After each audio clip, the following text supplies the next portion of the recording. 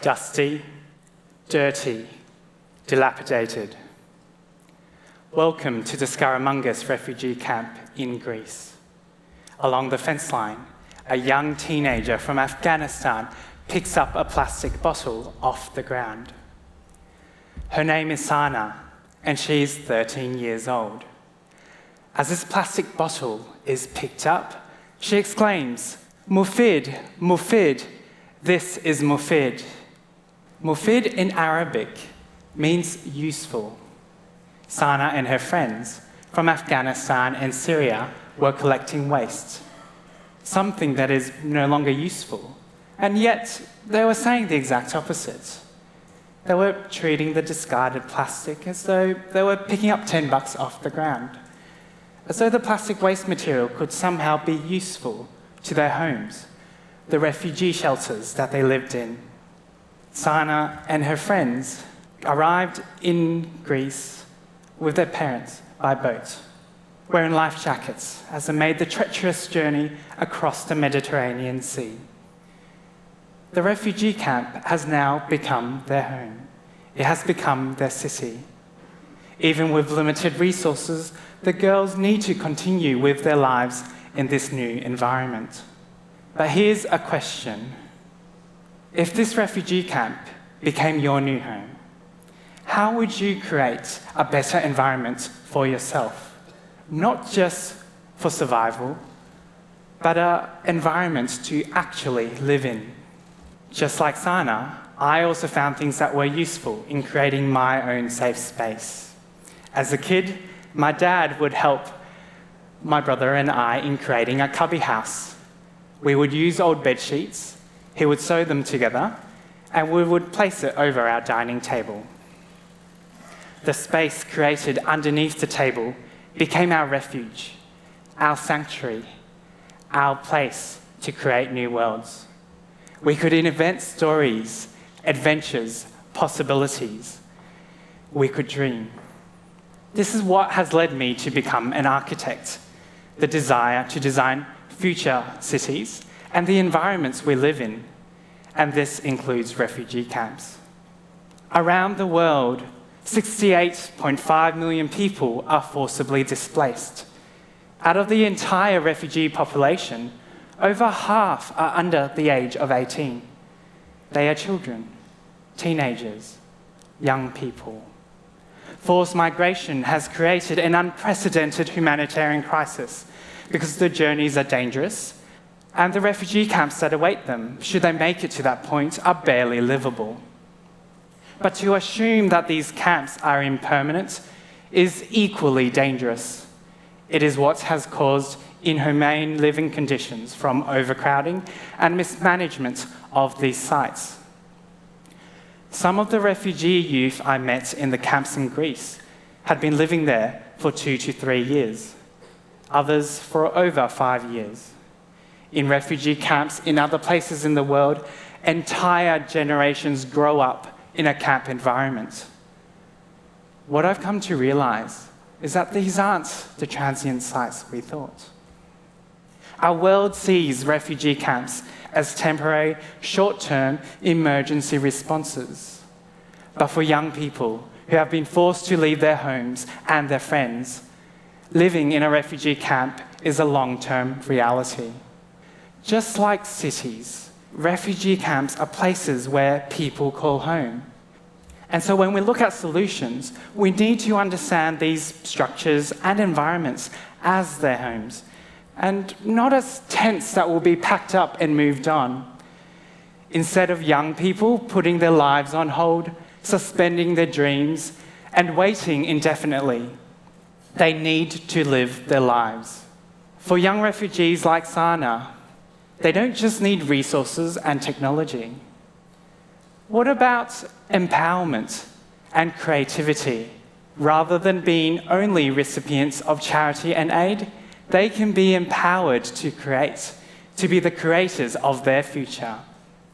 My previous experiences working with vulnerable communities, such as slum dwellers and homeless people, has taught me that we must work with existing solutions and the existing community in order to find out what they need. So in Greece, we looked at what already existed in the community. And we found out that local Greek architects had set up these amazing fabrication labs and maker spaces, classrooms that had been filled with 3D printers, laser cutters, and computers so that refugees could physically create and design. I was very surprised and inspired to see a refugee shelter completely transformed into one of these fab labs.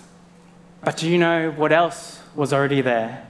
What else already existed in these refugee camps? Vast amounts of plastic waste. Humanitarian aid products would be covered in plastic. Entrepreneurial refugees would sell iced coffees in plastic containers that would then be discarded. And despite the provision of recycling bins within these camps, garbage trucks would blindly mix all of the waste together. And yet, all of this plastic waste could be used in the 3D printers to create something new. It could be useful. It could be mufid. So we collaborated with Sana and her friends to make this a reality.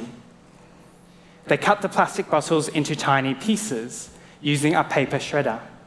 These pieces would then be placed into a machine that melts the plastic into long strings of 3D printing material, just like spaghetti. These strings of 3D printing material would then be fed into the 3D printer. They can then design and print meaningful objects to improve their own living environments.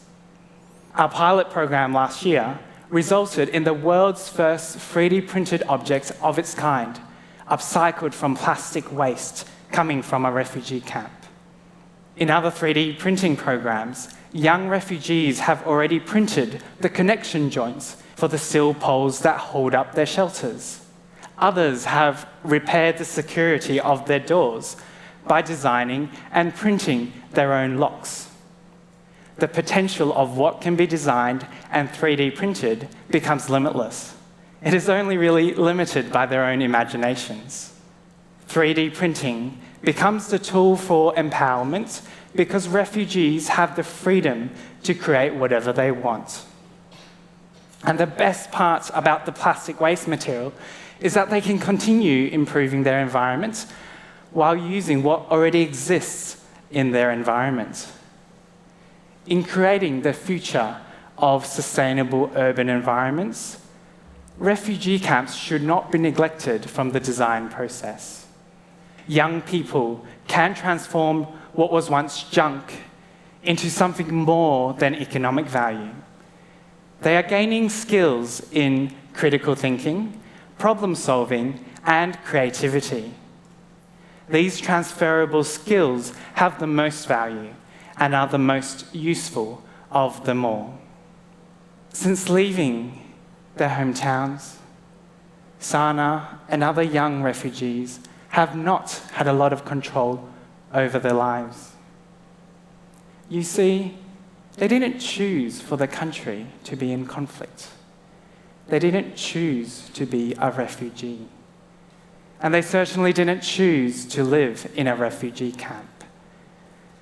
But at least now, they can choose how they create a better environment and a better life for themselves. It is a real shame for these bright young people to put their lives on hold. It is a waste of their potential because they have so much to contribute and offer in our world. But as we have seen, waste can be transformed. When Sana picks up that plastic bottle, she isn't a refugee collecting waste. She is an architect, an engineer, designing her own future. She is an entrepreneur with the tenacity and the capacity to innovate new solutions. She transforms the plastic waste into something useful.